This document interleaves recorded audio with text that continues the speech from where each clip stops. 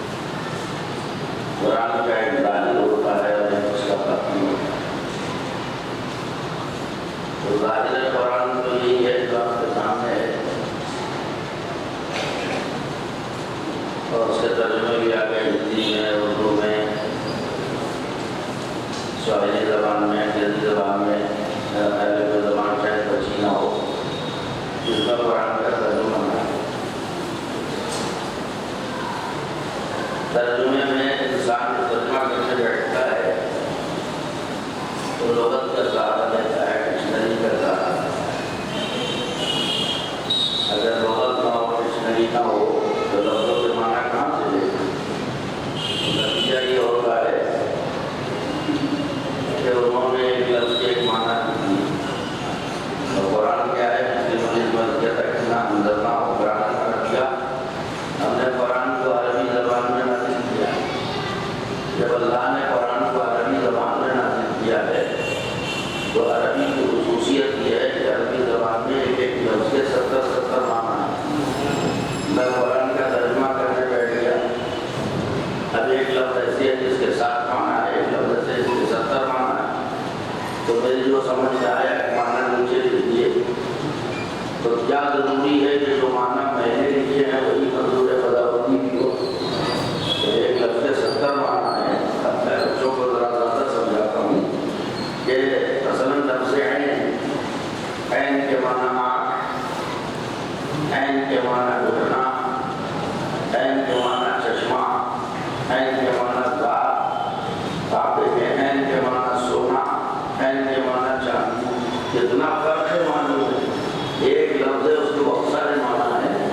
میں جملہ کی مثال دے رہا ہوں میں کہ عین کے معنی سونا، عین کے معنی چاندی، عین کے معنی آنکھ، عین کے معنی گھٹنا، کہاں آنکھ اور کہاں گھٹنا۔ تو ہم لفظ عین جب عرب بولے گا تو ہمیں وہی معنی مراد لینے ہوں گے نا، جو اس کے معنی مراد ہے، اس کے دل میں جو ارادہ ہے۔ تو ہم کیسے سمجھیں کہ یہاں ایک عرب آدمی جو بولنے والا کو عین کہہ کے کیا مراد لے رہا، تو اس کے قرائن ہوتے ہیں سمجھنے کے لیے۔ مثلاً بیٹی کی شادی ہے تو زمانے میں زیورات بنائے جاتے ہیں۔ اب ایک عرب نے کہا کہ بھائی بیٹی کی شادی آ رہی ہے، بازار میں جا کے معلوم کیجیے کہ عین کیا بھاؤ چل رہا، تو ہم پہلے سمجھ جائیں گے یعنی سونا چاندی مراد ہے، سمجھنا نہیں ہوا۔ اور اگر کسی نے کہا کہ بھائی یہ جو نل کا پانی ہے یہ ٹھیک نہیں ہے، ہمیں پانی چاہیے عین سے لائیے، ہم سمجھ جائیں گے کہ چشمے کا پانی چاہیے، یہ والا چشمہ نہیں۔ اور ہمارے یہاں اور اگر کوئی کہے کہ ہمیں عین کا آپریشن کرانا ہے تو ہم یہاں پھنس جائے گی گاڑی، آپ طے ہی نہیں کر پائیں گے، اس لیے عین کے معنی آنکھ اور عین کے معنی گھٹنا، ان کا ہمیں اپنے عین کا آپریشن کرانا ہے، تو آپ کیسے سمجھیں گے کہ گھٹنے کا آپریشن ہونا ہے یا آنکھ کا آپریشن ہونا ہے؟ یہ عربی زبان ہے، کھلواڑ نہیں ہے اس کا سمجھنا۔ تو اب ہم اردو میں اس کو سمجھاتے ہیں، یہاں بھی کریمہ کام کرے گا۔ اگر انہوں نے کہا ہمیں اپنی آنکھ کا یعنی اپنی عین کا آپریشن کرانا ہے تو آپ سمجھ لیں گے کہ آنکھ کا آپریشن کرنا ہے، کیونکہ اپنی کہہ دیا۔ اگر کہا اپنے عین کا آپریشن کرانا ہے تو ہم سمجھ لیں گے گھٹنے کا آپریشن کرانا ہے، تو کھیل تو ہے نہیں۔ لہٰذا ترجمے کے ٹھیکیدار جو تھے وہ بیٹھ کے ترجمہ کیا اور قرآن سمجھانے بیٹھ گئے۔ اب جب وہ قرآن سمجھانے بیٹھے تو ہم بھی سمجھ گئے کہ بھائی ہماری سمجھ میں تو قرآن آ جائے گا، ہماری زبان اردو میں ترجمہ ہو گیا ہے۔ تو لو ذرا دیکھیں، اب ہم نے جو پہلا ہی پڑھنا تو دیکھا الف لام میم، ہم نے لو دیکھے ترجمے میں کیا ہے، اب جو نیچے دیکھا تو الف لام میم کے نیچے لام میم ہی لکھا ہوا ہے، کیا کہہ رہا ہوں تو دے رہے آپ۔ پھر ہم نے کہا چلو آگے دیکھتے ہیں، ایک جگہ نظر آیا عام میم عین سین قاف، اب ہم نے دیکھا اس کا ترجمہ کیا ہے، نیچے وہی لکھا ہوا عام میم عین سین قاف۔ آگے بڑھے ہم نے دیکھا کاف ہا یا عین صاد، بھائی ترجمے میں کیا ہے کاف ہا یا عین صاد، ایمانداری سے بتائیے ترجمہ ہوا اس کا؟ وہ طلب طلب ویسی جیسے اوپر ویسی نیچے اتار دیا اور اس کا نام رکھا ہے ترجمہ۔ میں کوئی بات کہنے جا رہا ہوں تو آگے یہ 5 حرف والی بات رہنے دیجیے، الف لام میم، اس میں اندر جو ہے 3 حرف ہیں۔ ہم نے دیکھا کہ الف لام میم کا ترجمہ کیا ہے، نیچے دیکھا ترجمہ نظارہ، وہاں تو الف لام میم کا ترجمہ الف لام میم رکھ دیا، یہ ترجمہ کہاں ہوا؟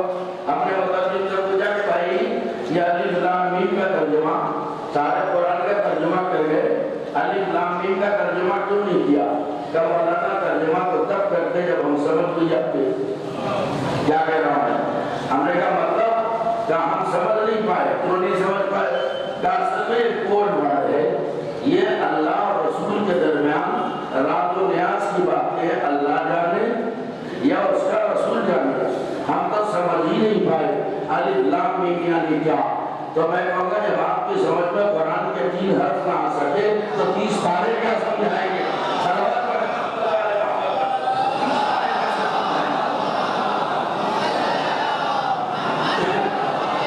تو قرآن کا سمجھانا آسان اس لیے میں زور دے رہا ہوں کیونکہ مجھے جو بھی فضائل اہل بیت، جو بھی ان کے مناصب ہے، منصب ہے، درجے ہیں، عہدے ہیں، مراتب ہے، فضائل ہے، جو بھی ہے میں قرآن کے حوالے سے پیش کروں گا، لیکن اس قرآن سے نہیں جو حامل قرآن سے لیا گیا، اس قرآن سے جو وارث قرآن سے لیا گیا۔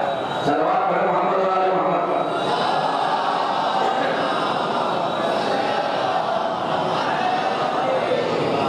دیکھیے قرآن جو میرا ہے آپ کو سن رہے ہیں، منصبدار ہدایت الہی اور قرآن،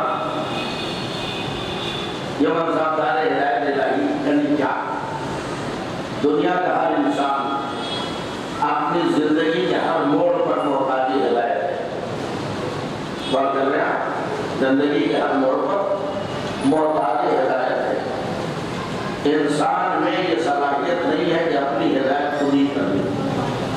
اور کر رہے ہیں اگر انسان میں یہ صلاحیت ہوتی کہ وہ اپنی ہدایت خود ہی کر لے تو پھر 5 وقت نماز میں آ کے یہ نہ کہتا کہ اہدنا الصراط المستقیم، یا اللہ ہمیں سیدھے راستے کی ہدایت فرما۔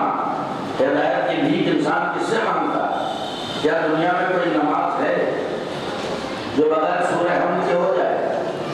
سناٹا اس کا مطلب کوئی نماز ہے؟ میں تو چہرے پڑھ لیتا ہوں بھائی کوئی نماز ایسی نہیں جو بغیر سورہ حمد کے مکمل ہو جائے۔ ابھی بھی نہیں بولے اس کا مطلب یہ بات سے سہمت نہیں ہے۔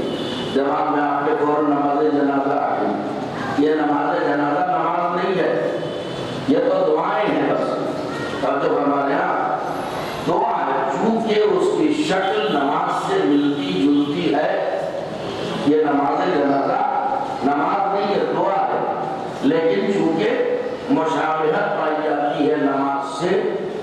اب دیکھیے اسی میں اس بڑی ہوتی ہے جو میں ساتھ نہیں دیتا، چونکہ نماز سے مشابہ ہے۔ نماز میں تکبیر ہے، اس میں بھی تکبیر ہے، نماز میں نیت ہے، اس میں بھی نیت ہے، نماز میں تشہد ہے، اس میں بھی تشہد ہے، تو جو فرمان نماز میں قیام ہے، اس میں بھی قیام ہے۔ چونکہ بعض اعتبار سے اس کی شکل نماز سے ملتی جلتی ہے، اس لیے اس کو بھی نماز کہہ دیا جاتا ہے۔ یہ نماز نہیں ہے، شبیہ نماز ہے۔ نماز تو وہی ہے جس میں سورہ حمد پڑھا جائے۔ اور اسلام کے کسی بھی فرقے سے آپ پوچھیں کہ آپ کیا بغیر سورہ حمد میں نماز ہو جائے گی، تو یہ کہہ کے نہیں صاحب اگر سورہ حمد ہے تو نماز نہیں۔ دو چیزیں ایسی ہیں کہ اگر وہ نہ ہو تو نماز ہی باقی ہے۔ ایک سورہ حمد، اگر نماز میں سورہ حمد نہیں پڑھا تو نماز باطل، اور اگر آل محمد کو صلوات نہیں پڑھا تو نماز صلوات پڑھے محمد آل محمد پر۔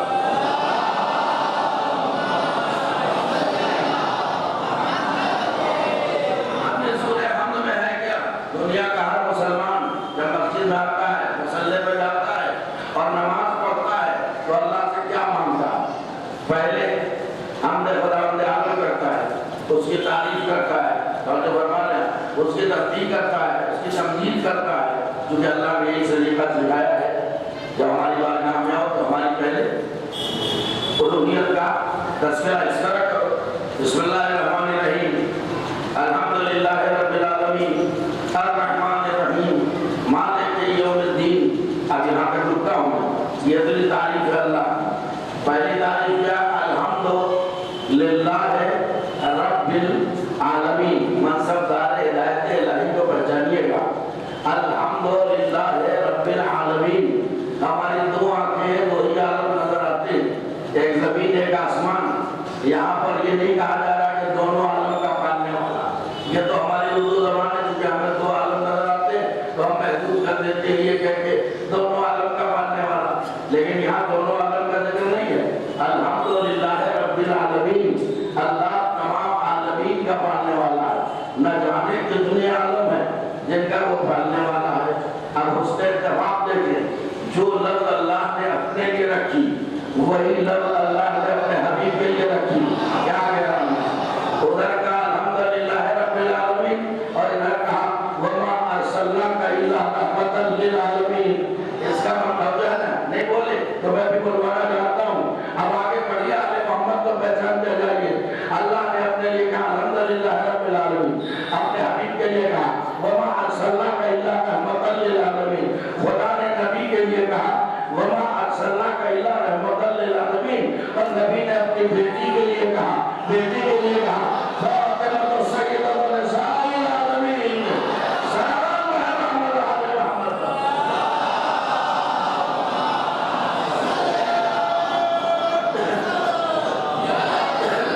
اس کا مطلب یہ ہے کہ جہاں جہاں اس کی الوہیت اور ربوبیت ہے وہاں وہاں نبی کی رحمت ہے، اور جہاں جہاں نبی کی رحمت ہے وہاں وہاں فاطمہ زہرا کی سیادت ہے۔ صلوات ہے محمد آل محمد پر۔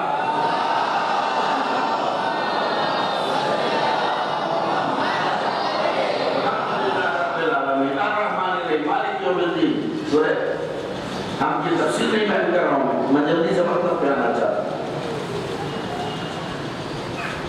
آگے بڑھے نماز پڑھ رہے تھے ہم پڑھتے الحمدللہ اللہ نے سلیقہ سکھایا کہ جب ہماری بات عبادت میں آؤ تو اس طرح سے ہمارا ذکر کرو بسم اللہ الرحمن الرحیم الحمدللہ رب العالمین الرحمن الرحیم مالک یوم الدین ایاک نعبد و ایاک نستعین معبود ہم صرف تیری عبادت کرتے اور تجھی سے مدد چاہتے یعنی اب اللہ سے مانگنے کا سلسلہ ہم سے مانگو کیا مانگو حلوہ پراٹھا بریانی سیخ کباب ٹنڈے کباب کیا مانگو کہ کچھ نہ مانگنا بس ایک چیز مانگو اگر وہ ایک چیز مل گئی تو تمہیں دل و دنیا کی ساری دولتیں مل جائیں گی یا اللہ کیا مانگے کہ کہو اہدنا الصراط المستقیم ارے اتنے ہلکے بنا دیا کریں پروردگار ہمیں سیدھے راستے کی ہدایت فرما توجہ فرما دیا کس سے ہدایت مانگی اللہ سے مانگی کوئی دنیا کا مسلمان ہے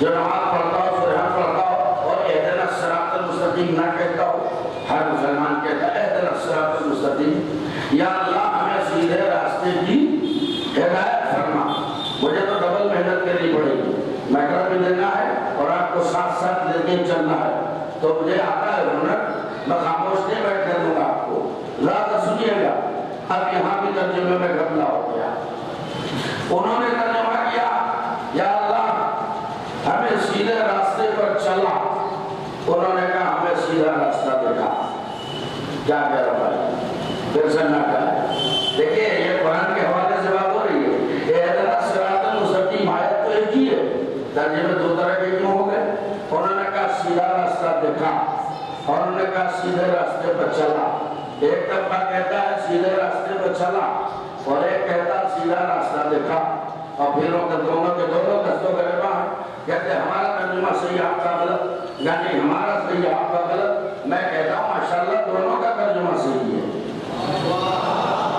دونوں کا نہیں لفظ بدل دوں اپنی اپنی جگہ پر بات جلدی سمجھا کرو اپنی اپنی جگہ پر دونوں ترجمے صحیح ہیں جو کہتے ہیں سیدھے راستے پر چلا وہ اپنی جگہ صحیح جو کہتے ہیں سیدھا راستہ دیکھا وہ اپنی جگہ صحیح ظاہر سی بات ہے جس نے راستہ دیکھ لیا ہے وہ یہی تو کہے گا کہ سیدھے راستے پر چلا اور جنہوں نے آج تک دیکھا ہی نہیں ہے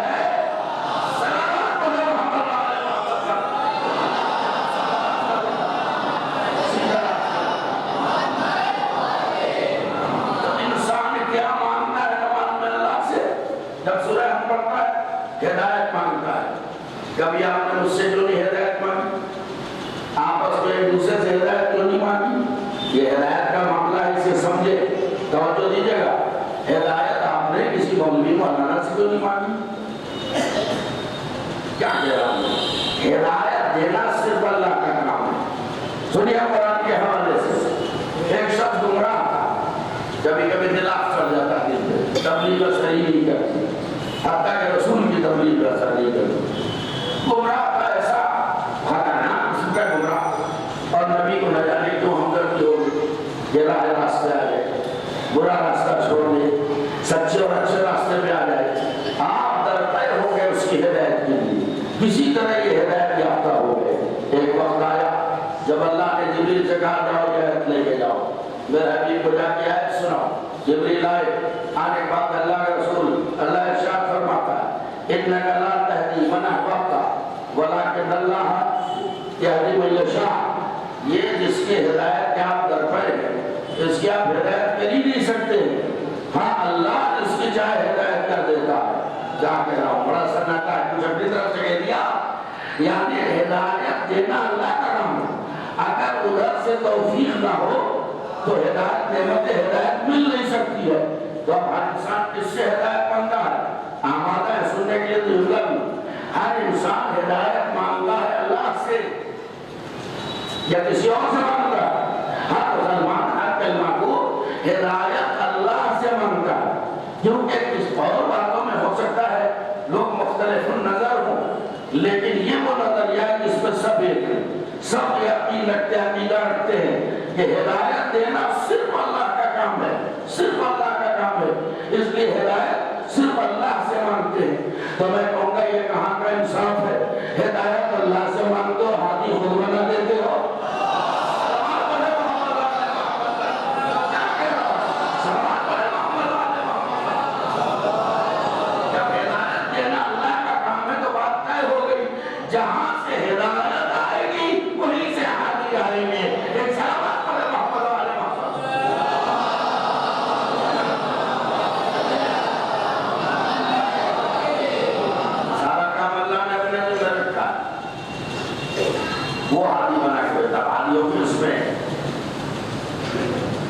اللہ نے اپنے منصب ان کے جس میں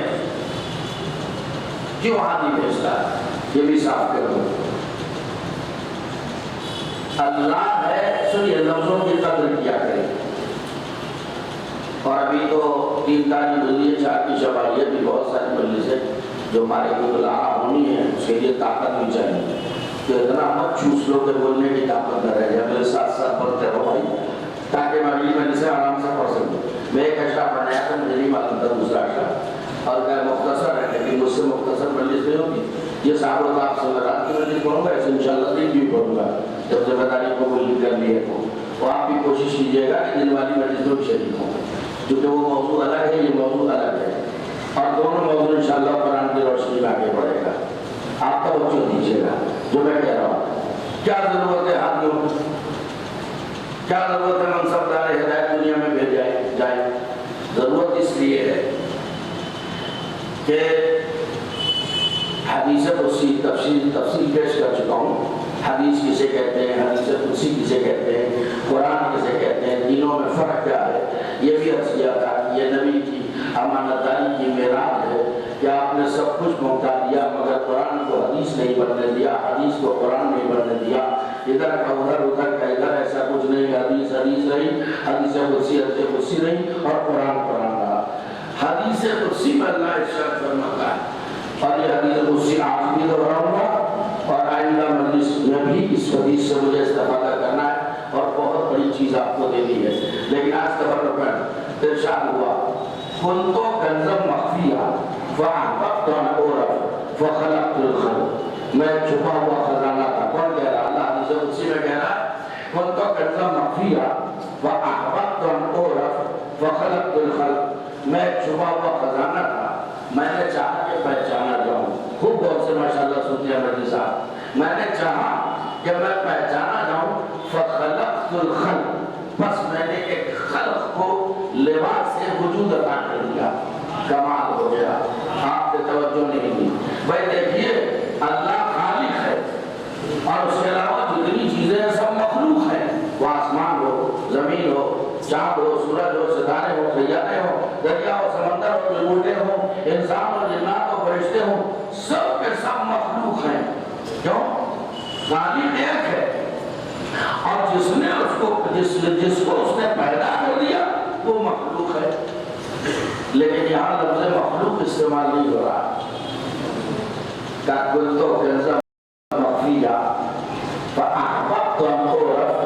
میں چھپا ہوا خزانہ تھا میں نے چاہا کہ میں پہچانا جاؤں. توجہ نہیں دیا آپ نے. میں نے چاہا کہ میرا عرفان حاصل کیا جائے. میں نے چاہا کہ میری معرفت حاصل کی جائے. فخلقت الخلق میں نے ایک خلق کو خلقت وجود عطا کر دیا. لفظ بدل کے بول رہا ہوں کہ جلدی لے لیں ہم نے خلقت وجود لباس وجود عطا کر دیا. کس کو؟ خلق کو. اب اللہ یہاں مخلوق نہیں کہہ رہا توجہ فرما رہے ہیں. اور پھر سبب تخلیق کیا ہے؟ اس خلق کی جس کے لیے اللہ اشارہ دے رہا ہے معرفت اللہ کا عرفان ہے. فَأَحْبَبْتُ أَنْ أُعْرَفَ میں نے چاہا کہ میری معرفت حاصل کی جائے. توجہ فرق پہچانیے گا. ہم نے کہا اللہ وہ جو خلق ان کو کہہ رہا ہے انہیں معرفت کے لیے پیدا کیا. ٹھیک ہے ہمیں کہنے کے لیے پیدا کیا ہے. وَمَا خَلَقْتُ الْجِنَّ وَالْإِنسَ إِلَّا لِيَعْبُدُونِ ہم نے تمہیں عبادت کے لیے پیدا کیا ہے. اب بھی فرق نہیں پہچانا. وہ جو مخلوق اول ہے یہ تو میں کہہ رہا ہوں اردو زبان کی مجبوری ہے لیکن اللہ نے انہیں مخلوق نہیں کہا خلق کہا. یا لفظ بدل تو وہ جو اول ہے مخلوق ہے ان کو اللہ نے پیدا کیا اپنی معرفت کے لیے اور ہمیں پیدا کیا اپنی عبادت کے لیے. تو وہ اور ہم دونوں ایک جیسے کیسے ہو جائیں گے؟ کیا کہ محمد صلی اللہ علیہ وسلم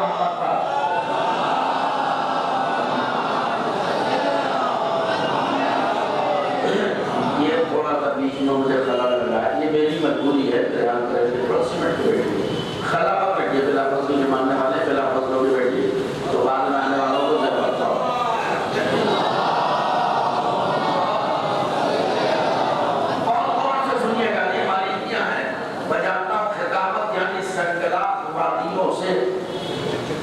انتہائی احتیاط خطابت سے نکل جانا، یہ ہے خطابت۔ جزیان بکنے کا نام خطابت نہیں ہے، من غلط روایتیں پڑھنے کا نام خطابت نہیں، وہ چیخ پکار ہے۔ یہاں تو بات ہوگی وہ انتہائی معیاری ہوگی، آپ پسند کریں نہ کریں، مجھے اس سے پتہ نہیں ہے، آپ کا پہلا سابقہ ہے ہمارا آپ کا، اب یہ آپ نہ ہمیں سمجھ پا رہے ہیں، اور یہ کیسے کہوں کہ آپ سمجھ رہے ہیں؟ ماشاءاللہ سمجھ رہے ہیں، بہت سنجیدہ سنتے ہیں اس بات کو، اس باریکی کو دیکھیں، آپ غور کریں۔ وَخَلَقْتُ الْخَلْقَ، تو اللہ نے خلق کو، یعنی اس کو سوال میں سوال پیدا ہوتا ہے کہ جس کو وہ پیدا کر دے وہ مخلوق ہے، ہم آپ سب مخلوق ہیں، اور جنہیں سب سے پہلے پیدا کیا انہیں مخلوق کیوں نہیں کہا، خلق کیوں کہا؟ اس کی وجہ ہے اللہ نے دنیا میں ہمیں بھیجا اپنی عبادت کے لیے۔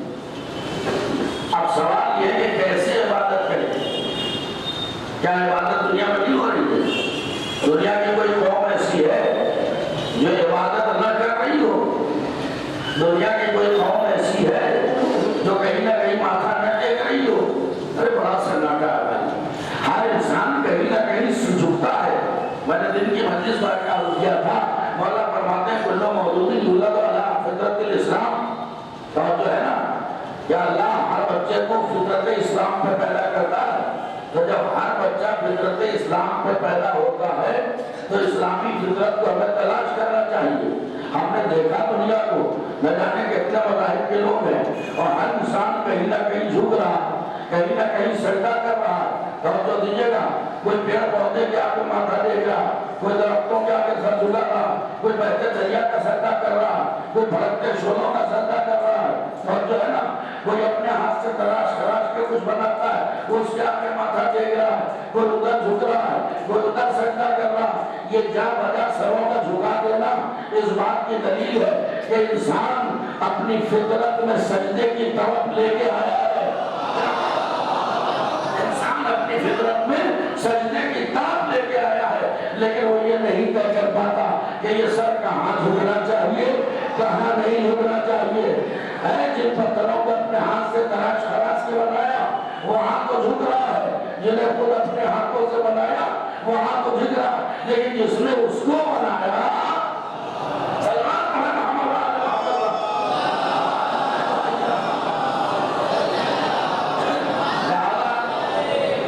اللہ نے اپنے اوپر لازم سمجھا کہ ایک سلسلہ ہدایت قائم کیا جائے، ہماری توجہ ہے، ایک سلسلہ ہدایت قائم کیا جائے۔ اب دیکھیے کیا ضرورت پڑی کہ سلسلہ ہدایت قائم کیا جائے؟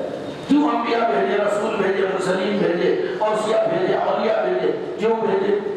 اس لیے سنیے گا، اللہ ہے واجب الوجود اور ہم ہیں ممکن الوجود۔ اللہ ہے واجب الوجود، ہم ہیں ممکن الوجود۔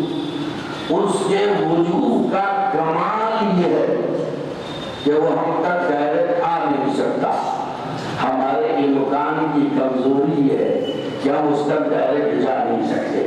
ارے کاش یہ جملہ میں نے کہیں اور دیا ہوتا، ادھر کمال اور ادھر کمزوری، اور ہدایت ہونی ہے، ہم اپنی ہدایت اپنے آپ نہیں کر سکتے، لہذا اس نے سلسلہ ہدایت قائم کرنے کے لیے اعلان کیا، اور تو کہتا مخفیہ پراپت و نورف، میں نے چاہا، میں شبہ و خزانہ تھا، میں نے چاہا کہ میں پہچانا جاؤں، لہذا فخلق الخلق، میں نے ایک خلق کو پیدا کیا۔ اور دیجیے گا ایک لفظ اوپر، میں نے ایک خلق کو لباس وجود عطا کر دیا۔ پہلے تو اس سوال کا جواب دوں کہ اللہ نے مخلوق کیوں نہیں کہا، خلق کیوں کہا؟ تو اس کا نقضی جواب یہ ہے کہ اللہ ہمیں ہماری اوقات پہ چلوا رہا ہے کہ اچھی طرح سمجھ لو تم مخلوق ہو، یہ خلق ہے، اور مخلوق اور خلق ایک جیسے نہیں ہو سکتے۔ کیا کہہ رہا ہوں میں؟ توجہ دیا، کبھی انہیں اپنا جیسا نہ سمجھنا، مخلوق ہونا ہو اور خلق ہونا ہو۔ خلق کیا چیز ہے؟ ہم رہنے والے میں کتنے عربی ناموں ہیں، لیکن ہمارے عارف صاحب دینی ادارے سے وابستہ رہے ہیں اور یہ اچھی طرح سمجھیں گے۔ اگر میں نہیں سمجھا پاؤں گا تو جو باقی بات ہے یہ سمجھا لے گا آپ کو، اور یقین ہے ماشاءاللہ سمجھداروں کا مجمع ہے، میں جب سمجھاؤں گا تو ایسی گاڑی بات نہیں جو نہ سمجھ سکے۔ عربی زبان میں میری مجبوری ہے بھائی، میرا یہ مزاج ہے، اسی طرح بولنے سے پڑھتا ہوں۔ عربی زبان میں ایک مادہ ہوتا ہے، مادہ باپ، جس کو باپ بولتے ہیں، مصدر، اسی سے تمام افعال و اسماء شامل ہوتے ہیں، نکلتے ہیں۔ تو فرما رہے ہیں اس میں فاعل اسی سے بنتا ہے، اس میں مفعول اسی سے بنتا ہے، اس میں ظرف اسی سے بنتا ہے، اس میں اعلیٰ اسی سے بنتا ہے۔ تو خلق جو ہے اصل میں توجہ دیجیے گا ایک مادہ ہے۔ اب یہ لفظی بحث ہے، لفظی گفتگو ہے، اور انشاءاللہ غور کر لیا تو انشاءاللہ بات میں مزہ آ جائے گا۔ خلق جو ہے، لفظ خلق، اسی لفظ سے نکلا ہے لفظ خالق، اور اسی لفظ سے بنا ہے لفظ مخلوق۔ خلق، خالق، مخلوق، زیادہ لفظ نہیں دوں گا۔ لفظ خلق سے نکلا کیا؟ لفظ خالق، میں نے پہلے کہہ دیا کہ لفظی بحث ہے، اور اسی سے نکلا ہے لفظ مخلوق۔ بھرپور توجہ دیجیے گا تو آپ پڑھ کریں۔ دوسری مثال دوں تاکہ آسان ہو جائے سمجھنا، پھر خلق پہ آتا ہوں میں۔ جیسے لفظ رزق، اسی لفظ رزق سے وجود میں آیا ہے لفظ رازق، اور اسی لفظ رزق سے بنا ہے لفظ مرزوق۔ تو رازق یعنی توجہ، خوب توجہ دیجیے گا، رازق یعنی رزق دینے والا، مرزوق یعنی رزق پانے والا۔ ادھر رازق ادھر مرزوق، کیسا سناٹا ہے بھائی؟ ادھر رازق ادھر مرزوق۔ رازق یعنی رزق دینے والا، مرزوق یعنی رزق پانے والے۔ ادھر رازق ادھر مرزوق، بیچ میں کیا آیا؟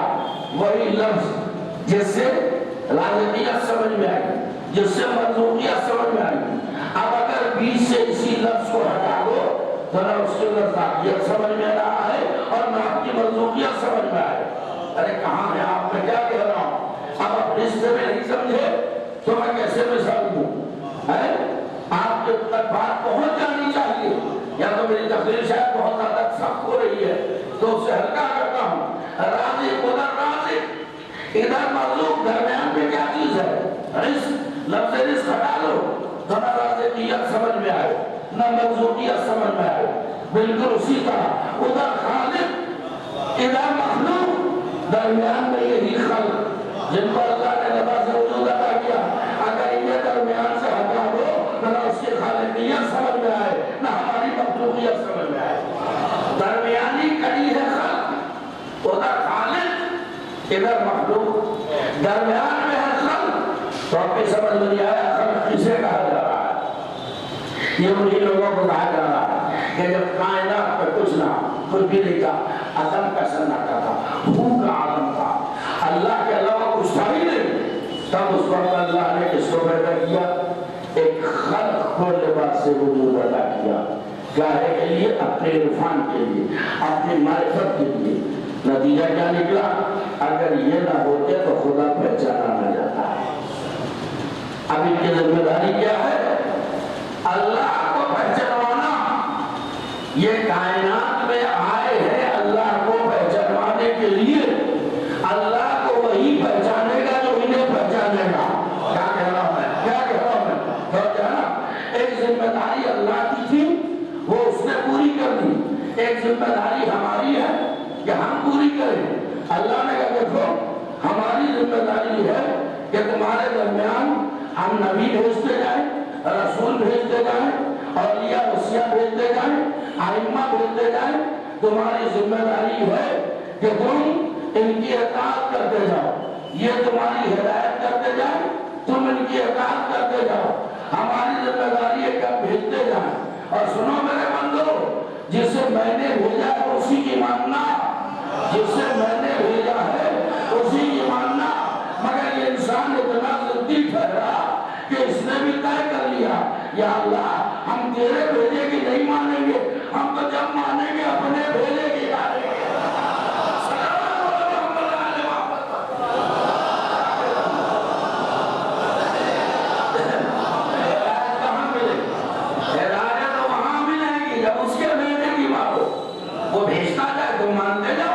گمراہی وہیں سے شروع ہو جاتی ہے جب انسان اپنے بھیجے کی ماننے لگتا ہے۔ صلوات علی محمد و آل محمد۔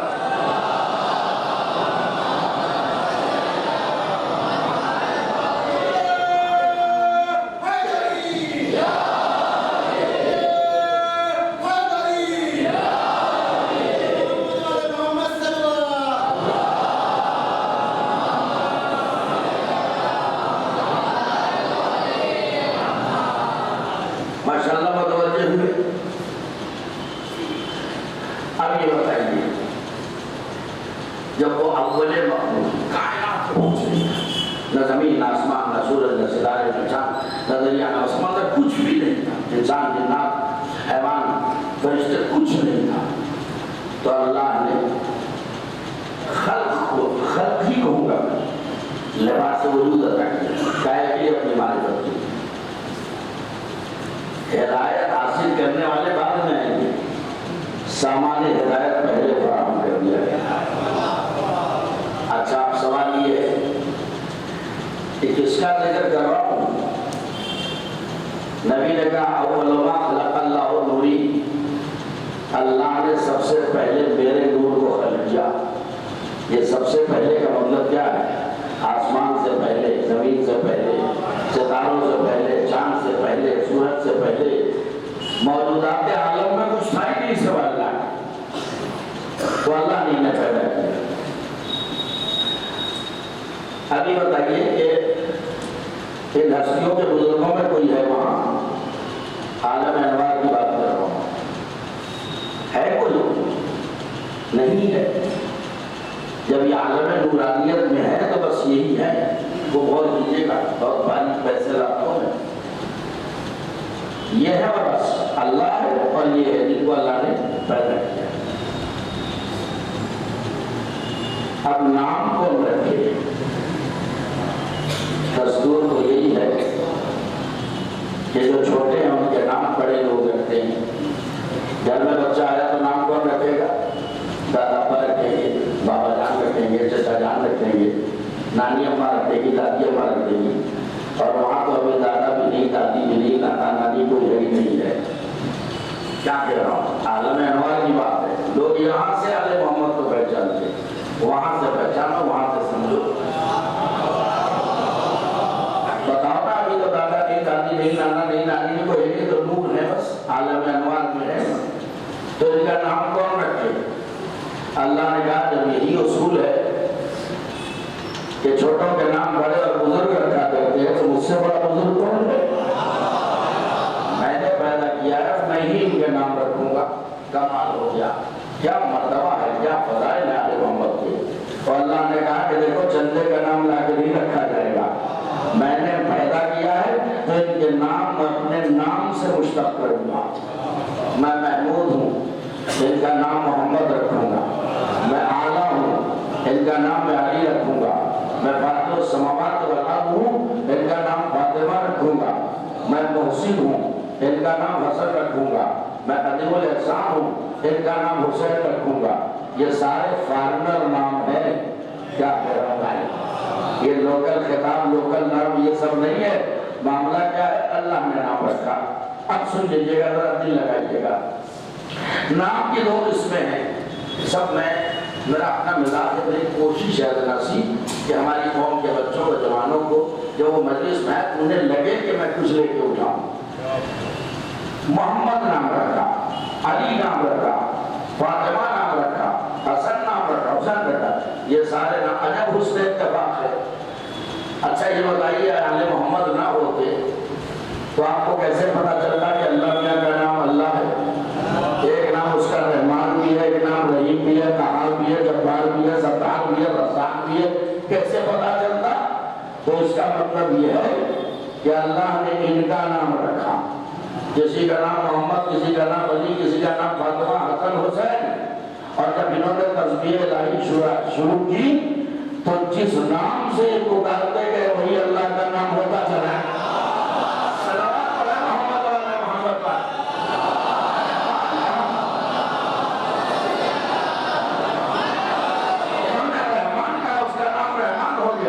انہوں نے رحیم کہہ دیا تو اس کا نام رحیم ہو گیا، انہوں نے ستار کہہ دیا اس کا نام ستار ہو گیا، انہوں نے جبار کہہ دیا اس کا نام جبار ہو گیا۔ توجہ فرمائیں آپ۔ تو اس کا مطلب یہ ہے کہ یہ عالم انوار میں نام لیتے گئے اور اللہ کا نام ہوتا چلا گیا۔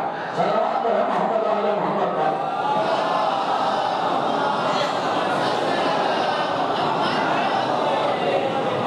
نام کی بات ہے تو اس کا مطلب یہ نہیں ہے کہ میں کوئی برائے نام بات کر رہا ہوں۔ آپ سمجھیں، ہم ان میں نہیں ہیں کہ کسی کو مانتے ہی پتہ نہیں کیوں مانتے ہیں، تو دلیلوں سے مانتے ہیں، ثبوت سے مانتے ہیں، خوبیوں سے مانتے ہیں، کردار سے مانتے ہیں، کریکٹر سے مانتے ہیں، پاکیزگی سے مانتے ہیں، طہارت سے مانتے ہیں، معیار سے مانتے ہیں۔ ذرا سناٹا لوگوں ایک جملہ کہہ دوں، اگر ہمارے بھائی لے سکے اس جملے کو، ہمارے بچے جوان جملہ دوں، مقدر پہ ناز کیجئے، نصیب پہ فخر کیجئے، یہاں در اہل بیت سے جڑے ہوئے ہیں۔ دنیا میں ہم میں آسمان زمین کا فرق ہے، بہت بڑا جملہ دینے جا رہا ہوں، دنیا میں ہم میں آسمان زمین کا فرق ہے۔ دنیا شخصیتوں کو دیکھ کر اصول بناتی ہے، ہم اصول کی بنیاد پر شخصیتوں کا انتخاب کرتے ہیں۔ سلام علیہ محمد علیہ محمد۔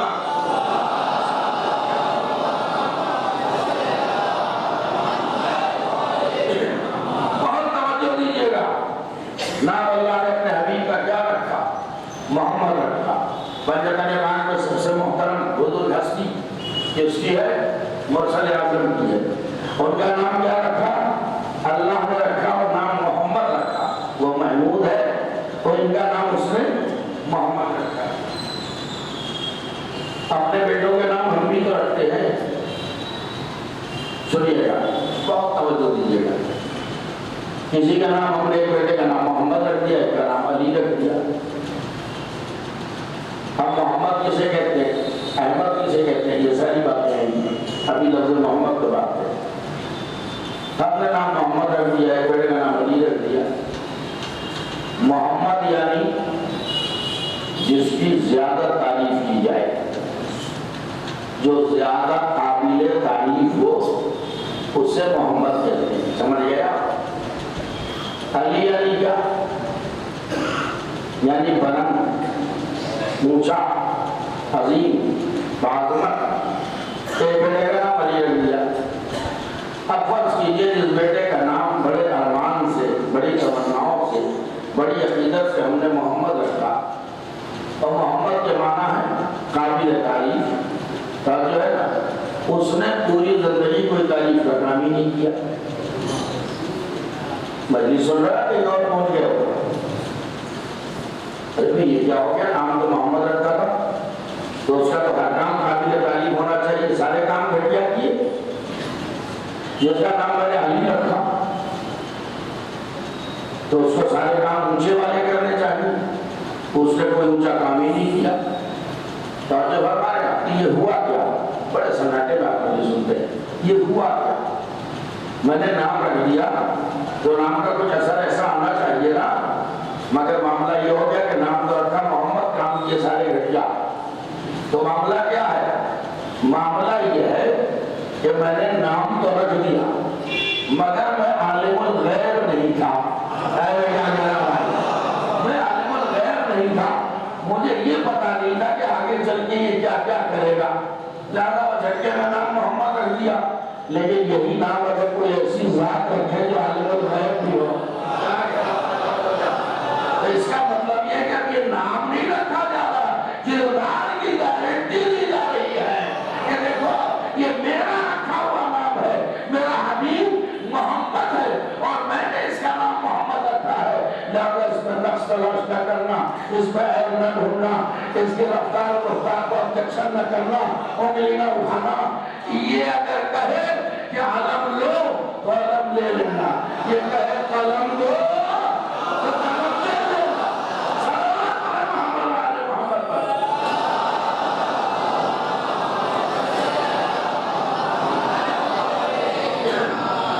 اس کے کسی فعل پہ اعتراض نہ کرنا، چونکہ ہم نے نام محمد رکھا۔ باخر کلام میں حضور کے دو نام ہیں، نام کی قسم ہے میرے بھائیوں، اس میں ذات اور اس میں صفات۔ اس میں ذات کسے کہتے ہیں؟ ذاتی نام۔ اس میں صفات کسے کہتے ہیں؟ صفت پیدا ہوتی گئی، آپ کے ناموں میں اضافہ ہوتا چلا گیا، مدرسے میں داخل کر دیا گیا۔ پہلے تھا میں شمشاد احمد اور بس، مولویت نے ڈگری حاصل کی، ایک صفت میں اضافہ ہوا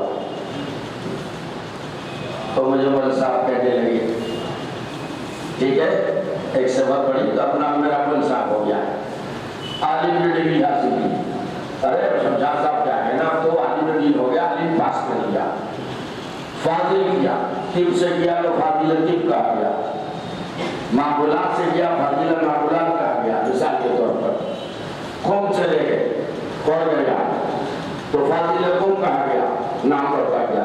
تو یہ اسماء صفات ہے، اس میں ذات صرف ایک ہے، شمشاد احمد۔ اللہ کے بھی کئی نام ہیں، اور ناموں میں سے ایک نام ہے اس میں ذات، جیسے کہ یہ اس میں ذات، صرف ایک نام، اللہ ایک نام ہے۔ آج 2:30 بجے رات کو چھوڑوں گا، ایسے مجلس سنو گے تو 2:30 بجا دوں گا، ورنہ میری بات جلدی سے لے لینا۔ اللہ کا ایک اس میں ذات ہے اور وہ ایک عدد ہے، اللہ، اور بس اللہ۔ باقی جتنے ناموں سے اسے پکارا جاتا ہے وہ سب اسماء صفات، رحمان، رحیم، جبار، احد، ستار وغیرہ وغیرہ، رزاق، یہ سب اس کے اسماء صفات ہیں۔ اس لیے آپ اپنے بچوں کے نام اس کے اسماء صفات پر رکھ سکتے ہیں، لیکن اس کو ذات پر نام نہیں رکھ سکتے۔ کسی کا نام سنا اللہ میاں آ رہے ہیں، ہاں یہ کہتے رحمان صاحب آ گئے، رحیم صاحب ملے تھے، ان سے بات ہو گئی، یہ سب کہہ سکتے ہیں۔ ستار میاں آئے تھے، جبار میاں سے ملے تھے، یہ سب آپ کہہ سکتے ہیں۔ اگر کوئی کہے آج اللہ میاں آ رہے ہیں ہمارا دروازہ ٹھیک کرنے کے لیے، اللہ میاں نے اللہ نام رکھ نہیں سکتی ہے، اس کا ذاتی نام ہے۔ توجہ، اب آئیے چونکہ وہ اللہ ہے تو ایک ہی نام اس کا ذات اس کا ایک ہے، اللہ ایک، اس کا ذات ایک۔ اب اپنے حبیب کا نام جب اس نے رکھا تو ایک نہیں دو نام رکھے، ظاہر وہ واجب الوجود ہے نا، لہذا ایک نام اور بس۔ اپنے حبیب کے دو نام رکھے اور وہ نام ہے اسماء ذات میں سے۔ اس میں ذات ہے نبی کا نمبر 1 محمد، یا جو وہ نمبر 1 احمد اور نمبر 2 محمد۔ آپ کے دو نام ہیں، دونوں اللہ کے رکھے ہوئے، احمد اور محمد، یہ اس میں ذات ہے۔ چونکہ پیغمبر کا یہ نام ہے لہذا آپ بھی نام رکھ سکتے ہیں بچوں کے، احمد اور محمد، اس میں کوئی شرک نہیں ہے، کفر نہیں ہے، کچھ نہیں۔ اللہ میاں نام بہرحال کسی کا نہیں رکھ سکتے، غور کریں آپ۔ تو اب یہ ہو گیا دو نام اس میں ذات۔ اب آئیے اسماء صفات، تو قرآن دیکھیے، قرآن بھرا پڑا ہے، نبی کے آداب اور القاب دیکھیے، سب نامی تو ہے۔ اللہ نے اپنے حبیب کو کبھی یاسین کہہ کے پکارا، کبھی طٰہٰ کہہ کے پکارا، کبھی ایھا المزمل کہا، کبھی ایھا المدثر کہا، کبھی نبی کہہ کے پکارا، کبھی رسول کہہ کے پکارا، کبھی بشیر کہا، کبھی نذیر کہا، کبھی داعیۃ الی اللہ کہا، کبھی سراجا منیرا کہا۔ ارے میں کہاں سے لفظ آیا؟ غور کر رہے ہیں، یہ سب نبی کے اسماء صفات ہیں، اور اس میں صفات، اس میں ذات صرف دو ہیں، ایک احمد اور ایک محمد۔ تو یہ نبی کے دو نام کیوں؟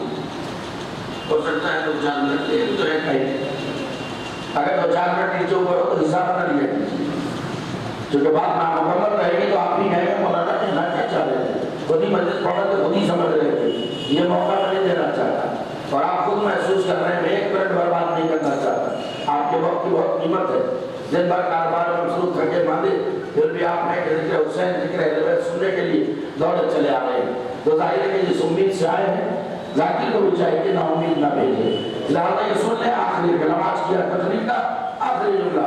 ایک نام رکھا اپنے حبیب کا احمد اور ایک نام رکھا محمد۔ یہ احمد کیوں رکھا اور محمد نام کیوں رکھا؟ سنگانا توڑتا جاؤں تاکہ نسیہ منسیہ نہ ہو جائے میری بات اور سروں سے نہ گزر جائے۔ یہ تذکرے ہم اس لیے بھی کرتے ہیں بھائی، سرکار کا ذکر میں کثرت سے کرتا ہوں، تو یہ بھی بتا دوں کہ خالی مجلس نہیں پڑھتا ہوں میں بڑے بڑے جلسوں میں جاتا ہوں، سیرت کے جلسوں میں الحمدللہ، اور لاکھوں کے مجمع سے خطاب کرتا ہوں۔ اللہ کا لاکھ شکر ہے اس نے مجھے مقبولیت دی ہے، اور یوں بھی جاتا ہوں کہ مجھے جانا چاہیے، کترانا نہیں چاہیے، کیونکہ ہم پہ الزام ہے یہ تو بس علی علی کرتے ہیں، رسول کو تو جانتے ہی نہیں، نبی کو تو مانتے ہی نہیں، وہ علی علی کرتے ہیں۔ بات لوگ یہ کہہ دیتے ہیں یہ تو علی کو رسول سے بڑھا دیتے ہیں، علی کو رسول سے بڑھا دیتے ہیں، بڑی سمجھ کا ڈھیر ہے۔ آپ علی کو رسول سے بڑھاتے نہیں ہیں، آپ رسول کو گھٹا اتنا دیتے ہیں۔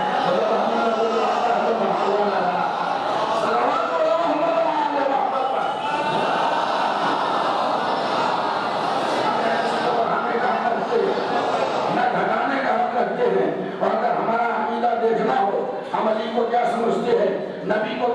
مانتے ہیں، ظاہر ہے کہ ہماری مجلسوں میں فائدہ کیا ہے اگر یہ ہمیں تمیز نہ ہو کہ خدا کیا ہے، نبی کیا ہے، علی کیا ہے؟ جو جیسا ہے ویسا مانتے ہیں۔ اللہ ہے تو اللہ کو اللہ مانتے ہیں، نبی ہے تو نبی کو نبی مانتے، اللہ نہیں مانتے۔ اور اگر علی ولی ہے تو ولی کو ولی مانتے، نبی نہیں مانتے۔ اگر یقین نہ ہو تو آپ ہمارا عقیدہ دیکھو، ہم تو مائک پہ مجلس پڑھتے ہیں نا، اور جو ہے نا بند کمرے میں تو ہماری تبلیغ ہوتی نہیں ہے، مائک پہ بولتے اور ہم بولتے ہیں۔ آپ کے مجلسوں میں ہمارا عقیدہ دیکھو، آپ نے اتنا بڑا الزام دے دیا کہ علی کو نبی سے بڑھا دیتے ہیں، یہ بہت بڑی تہمت دے دی، بہت بڑا الزام دے دیا۔ آج کے مجلس میں ہمارا عقیدہ سنیے، جو ایک رات کے لیے علی کو نبی سمجھ بیٹھے، ہم انہیں آج تک کافر سمجھتے ہیں۔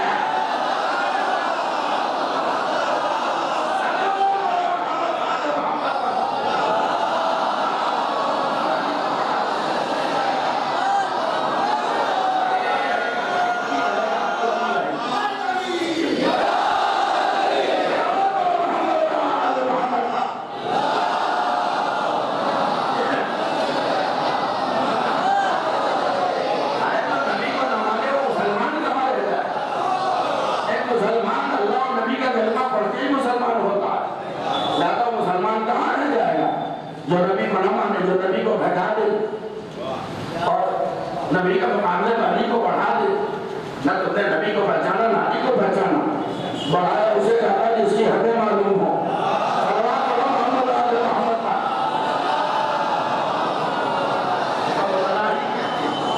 جتنا اللہ نے کہا، اس کے رسول نے کہا، اس کے نبی نے کہا، بس اتنا ہی کہتے، اس سے آگے ایک دن ہم لوگ نہیں پڑھتے۔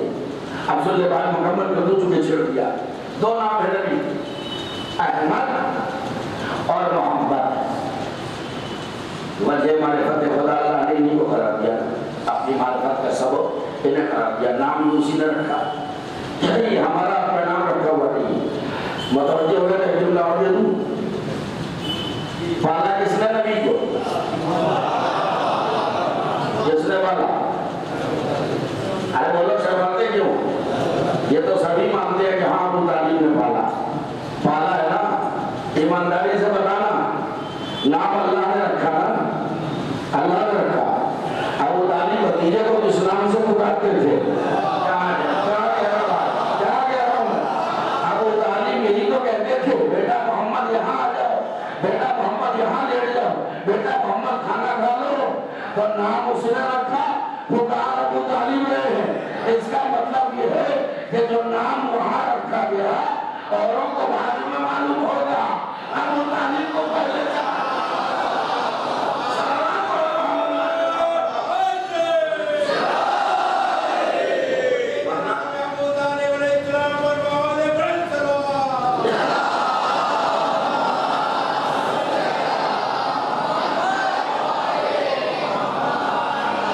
کسی اور نام سے پکار لیتے، مگر ابو طالب سلسلہ بشائیت میں جناب عیسیٰ سے لے کے پیغمبر اسلام کے زمانے تک 500 سال کا عرصہ ہے جس میں کوئی نبی نہیں آیا، اور یہ کہے گا کہ دنیا حجت خدا سے خالی نہیں رہ سکتی۔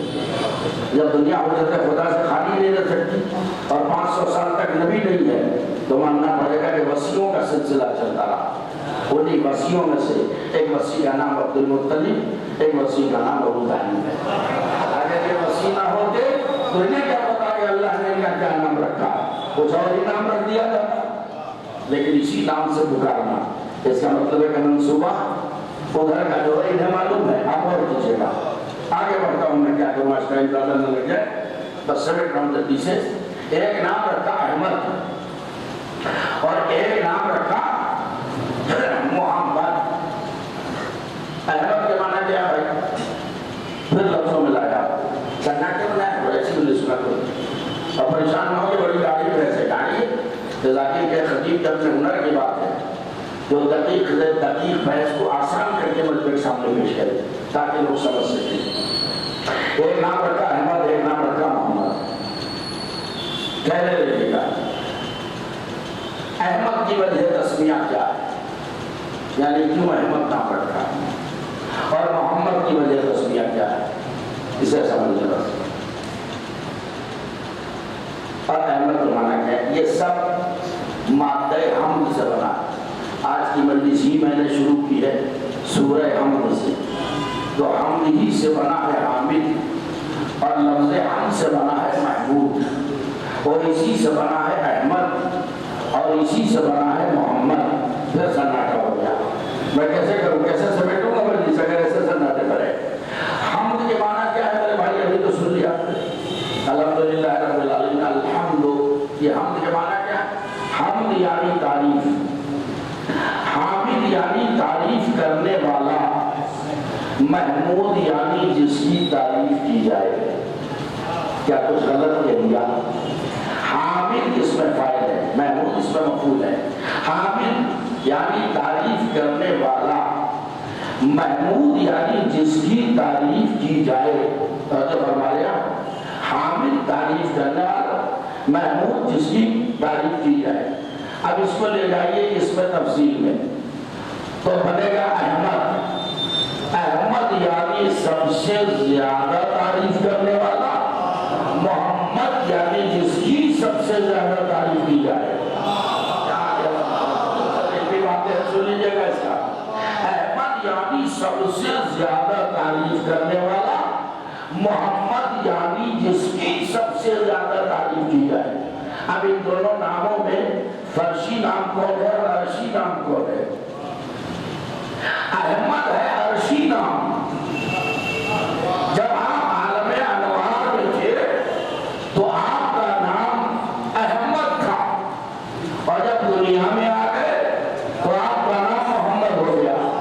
آپ کہتے مولوی کہاں سے کہہ رہا ہے کہ عالم انوار میں احمد نام تھا؟ قرآن پڑھوں، میں نے وعدہ کیا تھا کہ جو بات کہوں گا قرآن کے حوالے سے۔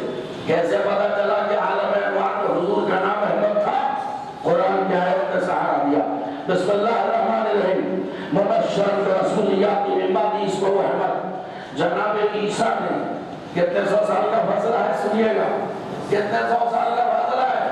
500 سال کا فاصلہ۔ عیسیٰ 500 سال پہلے یہ کہہ کے جگہ چہارم پر چلے گئے، اور قرآن نے اس کو نقل کیا، مبشر برسول یاتی من بعدہ اسمہ احمد۔ اے لوگوں، میں تمہیں بشارت دیتا ہوں ایک آنے والے رسول کی جس کا نام احمد ہوگا۔ آنے والے رسول کی بشارت دیتا ہوں جس کا نام احمد ہوگا۔ آنے والا کون ہوگا؟ مبشر بالرسولیاتی، میں آنے والے رسول کا پتہ دے رہا ہوں تمہیں جس کا نام احمد ہوگا۔ میرے بعد ایک رسول آئے گا جس کا نام احمد ہوگا۔ آپ بڑے سناٹے میں تو میں بھی یہی مسائل رکھوں گا، میرے بعد ایک رسول آئے گا۔ کیا فیصلہ سنا کے جناب عیسیٰ چلے گئے؟ میرے بعد ایک رسول آئے گا، آگے رسول نہیں بنے گا۔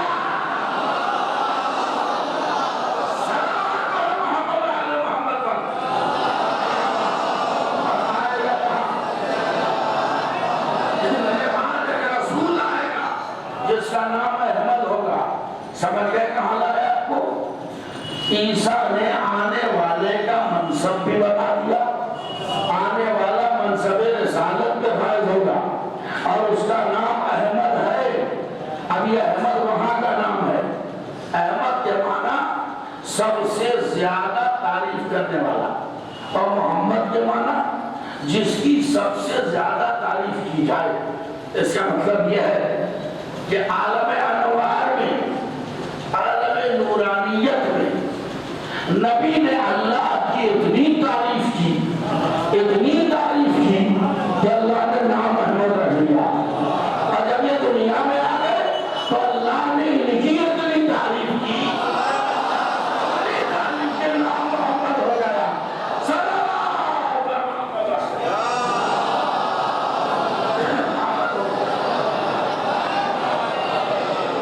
محمد جس کی تعریف کی جائے۔ اچھا پھر محمود کے معنی کیا ختم کروں گا؟ محمود یعنی کیا؟ جس کی تعریف کی جائے۔ اور محمد یعنی ہمارے نوجوان بھائی، ہمارے بچے سب سمجھ رہے میری بات کیا نہیں؟ محمود جس کی تعریف کی جائے۔ محمد جس کی سب سے زیادہ تعریف کی جائے، کمال ہو گیا نا. جو اللہ ہے اس نے اپنا نام محمود رکھ لیا ہے، جس کی تعریف کی جائے بس کتنا ہلکا ہو گیا معاملہ ہے. اللہ محمود ہے اور اپنے حبیب کا نام محمد رکھ دیا. لفظ ریپیٹ نہ کرائیے زیادہ، اس سے محمود جس کی تعریف کی جائے، محمد جس کی زیادہ سب سے زیادہ تعریف کی جائے، تو اللہ نے اپنا نام تو رکھ لیا محمد، ان کا نام رکھ دیا محمود اور ان کا نام رکھ دیا محمد. یا اللہ تو اللہ میاں ہے، ہونا تو یہ چاہیے تھا کہ اپنا نام محمد رکھتا، دل نہیں لگ رہا ہوتا، اور اپنے حبیب کا نام محمود رکھ دیتا کہ نہیں میرا نام محمود ہے، محمود رہے گا، ان کا نام محمد رکھوں گا. یا اللہ پھر کیسے طے ہوگا کہ تو زیادہ قابل تعریف ہے یا یہ زیادہ قابل تعریف ہے؟ کہاں چلے گئے؟ میرا ساتھ دیجیے ہے. یا اللہ کیسا پر کیسے پتا چلے گا؟ تو ہو گیا محمود، یہ ہو گیا محمد. کیا تم نے ہمارا ان کا فرق نہیں پہچانا؟ ہماری تعریف دنیا کرتی ہے، ان کی تعریف میں کرتا ہوں.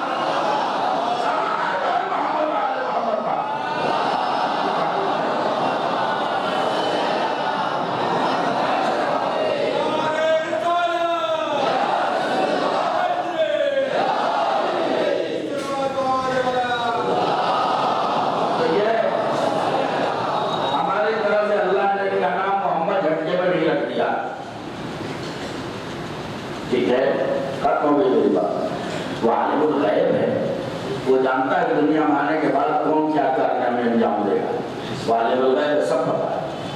تو اس نے اپنے حبیب کے لیے دیکھا کہ دنیا میں آنے کے بعد کیا عظیم کارنامے انجام دے گا، اور ایک بھی کام اس سے گھٹیا سرزد نہیں ہوگا. لہٰذا اس نے ان کا نام محمد رکھ دیا. تو اللہ نے نام رکھا ہے محمد، لہٰذا ان میں کمیاں تلاش نہ کرو، نقائص تلاش نہ کرو، اور درمیان اب کوئی کمی تلاش نہ کرو. ان سے کوئی کمی ہونے والی ہے ہی نہیں ہے، کیونکہ نام محمد ہے. اب محمد کی معنی ہے ہر حال میں قابل تعریف، ہر حال میں ہر حالت میں قابل تعریف. اب نتیجہ آپ کو دے دیجیے، یہ مسکرائیں تب بھی قابل تعریف، یہ آنسو بہائیں جب بھی قابل تعریف، یہ اٹھیں تب بھی قابل تعریف، یہ بیٹھ جائیں تب بھی قابل تعریف، یہ میدان جنگ میں آ جائیں تب بھی قابل تعریف، یہ حدیبیہ میں صلح کر لیں تب بھی قابل تعریف. کیا کہہ رہا ہوں میں؟ یہ سوئے تب بھی قابل تعریف، کسی کو اپنی جگہ سلائے تب بھی قابل تعریف، کسی کو علم دے تب بھی قابل تعریف، کسی سے قلم مانگے تب بھی قابل تعریف. کسی کو اعتراض کا حق نہیں ہے. اور اگر کوئی اعتراض کرتا ہے تو یہ ڈائریکٹ خدا پہ کچھ نمائی ہے، یہ ڈائریکٹ خدا پہ اعتراض ہے. تو عالم انوار میں یہ احمد ہے اور عالم اجسام میں محمد ہے. جس نے انہیں نہ پہچانا وہ خدا کو پہچان نہیں سکتا. ہمارے آپ کے چھٹے امام جعفر صادق علیہ السلام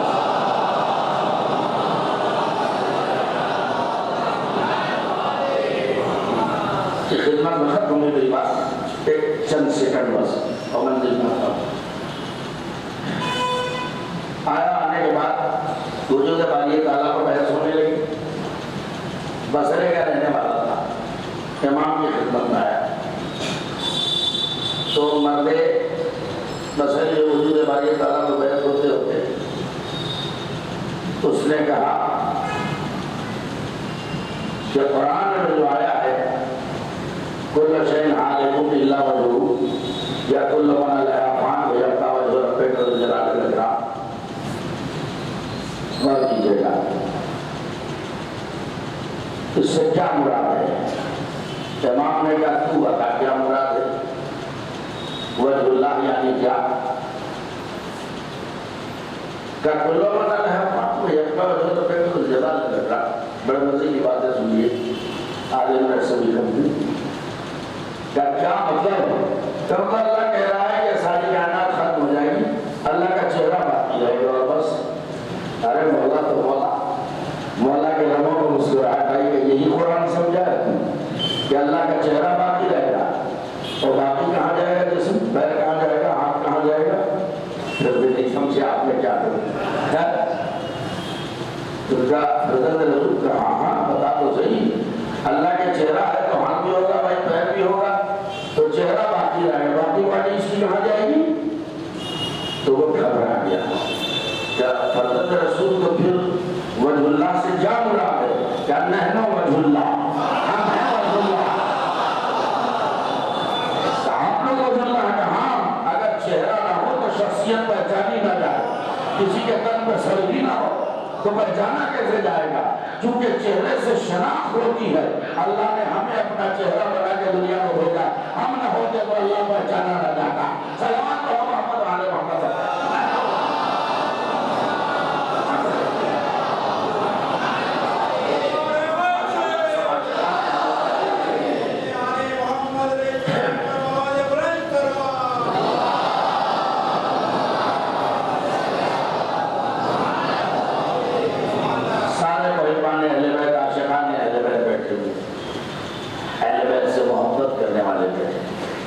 اگر آل محمد سے محبت نہ ہوتی تو ہم تک آتی، لیکن ایک دعوت فکر دینا چاہتا ہوں، صرف یہی کمال نہیں ہے کہ ہم اہل بیت سے محبت کر لیں اور بس، وہ تو ہے ہی قابل محبت کہ شاید لال سیدھا پوری جو نویخہ تھا مر گیا بے پناہ اہل بیت سے محبت کرتا تھا، جبکہ دوسرے مذہب سے اس کا تعلق ہے۔ مصرانی دہلوی جنہوں نے پنجاب شریف شاہ مرزا اور امام حال کو آزاد کرایا، وکیل تھے ایڈوکیٹ تھے، خود مقدمہ لڑے، آزاد کرا کے شروع کے حوالے کیا۔ مصرا جی تھے بے پناہ اہل بیت سے محبت کرتے تھے، ماتھو لکھنوی جن کے کلام آپ پڑھتے ہیں بہترین شاید، اشعار سے اندازہ لگائی جو ان کو اہل بیت سے کتنی عقیدت تھی۔ اگر انہیں کی طرح ہم بھی محبت پہ اتفاق کر لیں تو برہمان وفاق کیا رہ جائے گا؟ اسی لیے آئے مودت میں ہم سے محبت کا مطالبہ نہیں ہے، مودت کا مطالبہ ہے، یعنی وہ محبت جو عرفانی ہو، معرفت کے ساتھ ہو، وہ والی محبت کرو۔ اب کبھی موقع آئے گا تو مودت، محبت، معرفت یہ تمام چیزیں میں عرض کروں گا۔ آج کی مجلس بس ختم ہو رہی ہے کہ عرفان ہے بنیادی چیز، جسے اہل بیت کا عرفان حاصل ہو جائے اس سے بڑا مقدر کا سکندر کون ہو سکتا ہے؟ تو محبت جب معراج کو پہنچتی ہے، اپنے کمال کو پہنچتی ہے، تو فرمایا تب اس کا نام مودت ہو جاتا ہے، اور مودت بغیر معرفت کے حاصل نہیں ہوتی۔ نہیں رب دینے کے لیے جملہ کہہ دوں میں کہ محبت اور مودت کا فرق کیا ہے؟ محبت ایک ماں کو اپنی اولاد سے محبت ہوتی ہے، کتنی محبت ہوتی ہے سنیے گا۔ ایک عورت کو اپنے زیورات سے محبت ہوتی ہے، اپنے اولاد سے بھی محبت ہوتی ہے، لیکن جب اولاد کو وقت آتا ہے، اولاد کی جان خطرے میں پڑ جاتی ہے، تو آپ گھر پہ پیسہ نہیں جو علاج ہو تو بڑے آرام سے ایک ماں اپنے سارے زیورات دے دیتی ہے، میرے زیور بھیج دو، میرے بچے کی جان بچا لو۔ اسے کہتے ہیں محبت۔ ساری کائنات جس پر فدا کر دی جائے، توجہ فرما رہے آپ، جس اولاد پہ فدا کر دی جائے وہاں نظر آتی ہے محبت، اور جس کے اوپر اولادیں فدا کر دی جائے وہاں نظر آتی ہے محبت۔ یہ برقع کربلا کے میدان میں نظر آیا، اور وہاں محبت کا مظاہرہ نہیں تھا، مودت کا مظاہرہ ہو رہا ہے۔ نہ پہچاننے والوں نے آل محمد کو بوڑھے ہو گئے، نہ پہچان سکے، دنیا سے چلے گئے، مر گئے، نہ پہچان سکے، لیکن جب عرفان حاصل کرنے والے عرفان حاصل کرتے ہیں تو انتہائی کم سنی میں عرفان اہل بیت حاصل کر لیتے ہیں، بشرطے کہ ظرف میں صلاحیت ہو۔ بس ایک چھوٹا سا واقعہ اور یہی سے ربط مسائل، میں جانتا ہوں کہ عشرہ اولیٰ میں، ماہ محرم کے عشرہ اولیٰ میں ہر عزادار رونے کے لیے بے چین رہتا ہے، لہذا آپ آمادہ رہیں، انشاءاللہ گریہ بھی کریں گے۔ اور رسول اسلام ایک راستے سے گزرے جہاں دیکھا کہ چند بچے کھیل رہے ہیں، ان بچوں میں سے ایک بچے میں نہ جانے کیا کیفیت دیکھی جو رسول والہانہ طور پہ آگے بڑھے، بچے کو گود میں اٹھا لیا، کلیجے سے لگایا۔ یہ وہ معاملہ ہے بچوں کا کہ وہاں اتفاق سے امام حسین بھی موجود تھے، لیکن ابھی رسول کسے اٹھا رہے ہیں؟ یہاں بچوں میں سے بچے کو اٹھایا، اٹھانے کے بعد اس کے پیشانی کو بار بار چھونا شروع کیا، بار بار بوسہ دینا شروع کیا۔ صحابہ کرام ساتھ میں تھے، اصحاب رسول نے پوچھا یا رسول اللہ اتنے سارے بچوں میں اس بچے میں آپ نے کیا خصوصیت دیکھی جو اسے اٹھا کے پیار بھی کیا، کلیجے سے بھی لگایا، اور ہم لوگ دیکھ رہے ہیں کہ آپ بار بار پیشانی چوم رہے ہیں؟ کیا تم نے اس بچے کو نہیں دیکھا؟ جب میرا حسین چلتا ہے، یہ بچپنے کا واقعہ، حسین بھی کمسن ہے اور یہ بچہ بھی کمسن ہے، جب میرا حسین چلتا ہے، راستہ چلتا ہے، تو دیکھا نہیں کہ بچہ جھک جھک کے حسین کے قدموں کی خاک اٹھا کے اپنی پیشانی پر لگا رہا ہے۔ اللہ جس پیشانی سے حسین کے قدموں کی خاک مس ہو جائے، وہ بوسہ ہے رسالت بن جائے، اور جو پیشانیاں روزانہ نماز میں 5 وقت اس خاک شفا سے مس ہو رہی ہو جس پر خون حسین ملا ہوا ہے، تو کیا رسول کو پیشانیاں عزیز نہ ہوں گی؟ ارباب اعظم متوجہ تو ہو گئے ہوں گے۔ اسی وجہ سے اس بچے کو توجہ دیجیے گا، اسی وجہ سے حبیب کو بچپن کا دوست کہا جاتا ہے۔ حبیب نے بچپن سے حسین کا احترام کیا۔ ماشاءاللہ متوجہ رفتہ تاریخ میں گزر رہی ہے، ایسا نہ ہو رونے کی طرف باقی رہ جائے۔ حبیب کو بچپن کا دوست کیوں کہا جاتا ہے؟ بچپن سے حسین سے بے پناہ حبیب محبت کرتے ہیں، اور دنیا کا دستور بھی یہ ہے کہ جب کسی کو مصیبت پڑتی ہے تو اپنے عزیز بھی یاد آتے ہیں، اپنے دوست احباب بھی یاد آتے ہیں۔ اللہ اکبر۔ زینب مرتبہ حبیب سے واقف تھی۔ تاریخ کہتی ہے کہ زینب کو پتا چلا اب یزید کی طرف سے 4000 کا لشکر آ گیا، کلیجے پہ ہاتھ رکھ لیا، ہاں میرے بھیا کے ساتھ بہت تھوڑے لوگ ہیں، پتا چلا 6000 کا لشکر آ گیا، کسی دن پتا چلا اب 10,000 کا لشکر آ گیا۔ ایک مرتبہ جناب زینب نے کہا فضا ذرا میرے بھیا حسین کو بنا دیا،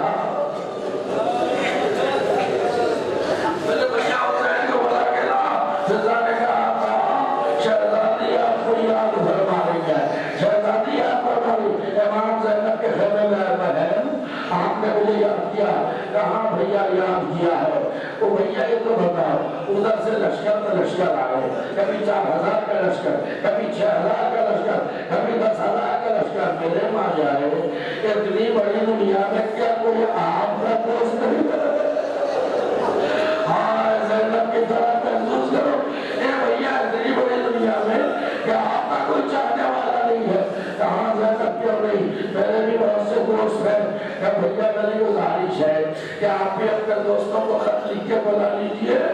زینب کی فرمائش پر امام حسین نے چند خطوط لکھے، ان خطوط میں ایک خط اپنے بچپن کے دوست حبیب ابن مظاہر کے نام لکھا۔ کیا لکھا؟ کیا انداز ہے؟ اپنے زمانے معصوم ہے، قلم معصوم ہے، معصوم امام کیا لکھتے ہیں؟ من الحسین النبی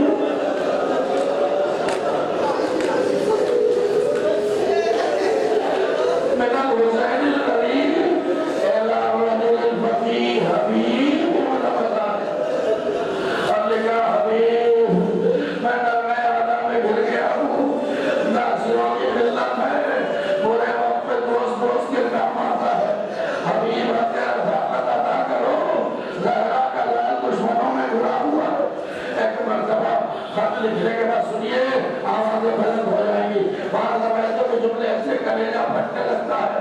خط لکھا جناب زینب کے خیمے میں آ بہن آپ کی فرمائش پوری کرنی، دیکھیے میں نے چند خطوط لکھے ہیں اور ایک خط میں نے اپنے بچپن کے دوست حبیب ابن مظاہر کو لکھا کہ بھیا ذرا حبیب والا خط پڑھ کے سنا دو۔ امام نے مضمون خط پڑھا، جب مضمون خط تمام ہوا تو زینب نے کہا بھیا ایک جملہ میری طرف سے بھی لکھ دو۔ کہ بہن کیا لکھوں؟ کہ لکھ دو حبیب آنے کے میرے رہے دو۔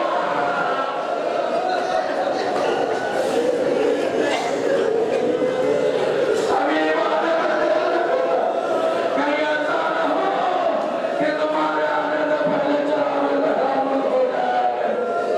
حاصل روانہ کیا، تاریخ کہتی حبیب ابن مظاہر اپنے زوجہ کے ساتھ بیٹھے کھانا نوش فرما رہے تھے۔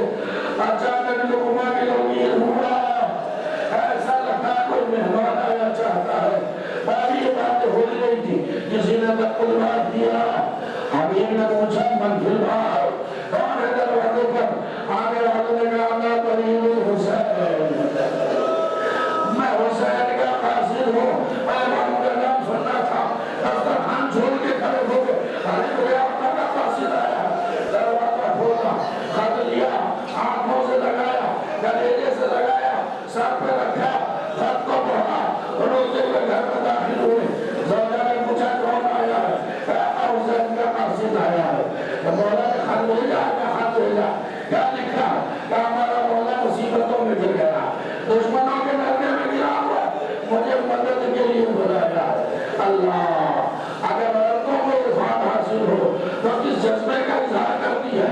हबीब ने कहा कि मौला ने मदद को बुलाया। क्या फिर क्या सोचा? क्या मैं सोच रहा हूँ कि अगर चला गया और मारा गया तो तू बेवा हो जाएगी, तेरा कोई पूछने वाला ना होगा। हबीब की ज़ौजा को जलाल आ गया, अरे हबीब तुम्हें क्या हो गया? सैयदा अल्लाह, अरे मुसीबतों में गिरा है, तुम्हें मेरे में नफे का ख्याल आ रहा है। लो ये तुम चादर ओढ़ के बैठो, मैं फरज़ंदे ज़हरा की मदद को जाऊंगी। हबीब ने कहा इम्तिहान में पास हो गई, मैं तो तेरी वफा का इम्तिहान ले रहा था।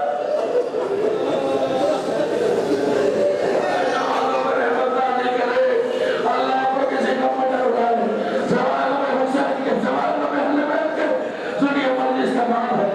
उधर हबीब ने एहतमाम किया, अपने गुलाम को बुलाया, घोड़ा हवाले किया, क्योंकि हर तरफ से नाकाबंदी थी, न कोई आ सकता था न जा सकता था। घोड़ा चराने के बहाने गुलाम को भेजा और कहा तू चल, मैं आहिस्ता किसी न किसी तरकीब से पहुंचने की कोशिश करूंगा। अब आलम यह कि गुलाम ने देखा आप आगे आने में देर हो गई और घोड़े की कैफियत, अरे पहचानने वालों में खाली इंसान नहीं है, इनकी अल्लाह जानवर भी पहचानते हैं। गुलाम ने देखा जैसे आज घोड़ा पैर भटक रहा है, कभी ना पकड़ा। गुलाम आगे बढ़ा, क्या वफादार घोड़े परेशान न हो, मैं तेरी कैफियत से हुसैन की मुसीबत समझ रहा हूँ। अगर मेरे आका ने आने में देर की तो मैं मुझ पर सवार होकर चलूंगा। माशाअल्लाह, फुर्सत दे दीजिए, मालूम की गाड़ी की रफ्तार तक लग रही है। एक मरतबा थोड़ी देर में देखा हबीब आ रहे हैं, हबीब आए, क्या मेरे गुलाम, मैंने राहे खुदा ने तुझे आजाद किया। क्या मेरे आका ये कैसा इंसाफ है, जिंदगी भर मुझे साथ रखा, अब जन्नत में जाने की बारी आई तो मुझे जुदा कर रहे हो। आप आका घोड़े से जाए, मैं पैदल कर वाला मैं पहुंचूंगा। इनके जज्बों को हमारा सलाम हो। और उधर इमाम की बेकरारी का आलम ये, कभी खैमे के अंदर, कभी खैमे के बाहर, कभी कुर्सी पर बैठते, कभी खड़े हो जाते। इंतजार है तो हबीब का एक तरफ से गर्द उड़ी, जब दामने गर्द चाट हुआ तो हबीब का चांद सा चेहरा नजर आया। हुसैन ने आवाज दी, अब्बा इस्तेमाल न करो, बेटा चचा को सलाम करो।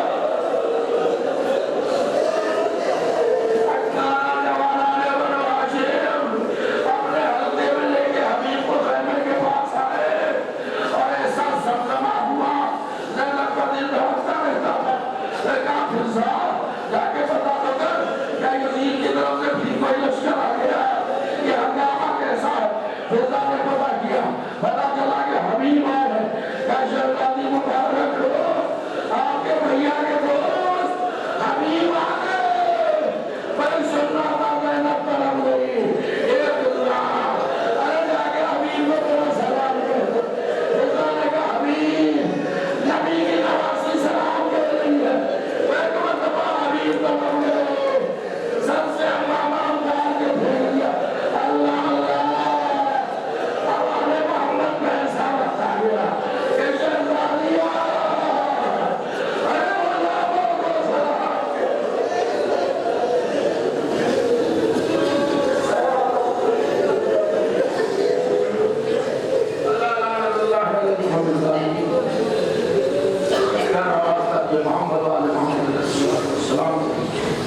दुनिया में जहाँ जहाँ मोदी घूमना पड़ा और सब जहाँ हमारे इज्जत वालों की इबादत, या अल्लाह हमें जो परेशानी को दूर कर, जो मकरूज उनका कर्ज अदा कर, जो बेरोजगार उन्हें रोजी अदा करना, जो बेअमल उन्हें हमारे साले की तौफीक अदा कर, जो मुश्ताक जो ज़रात से मुशर्रफ, जो बीमार ने जब कामिल से ध्यान अदा कर, हमारे दरमियान से मोमिनात पर फर्क करना, हमारे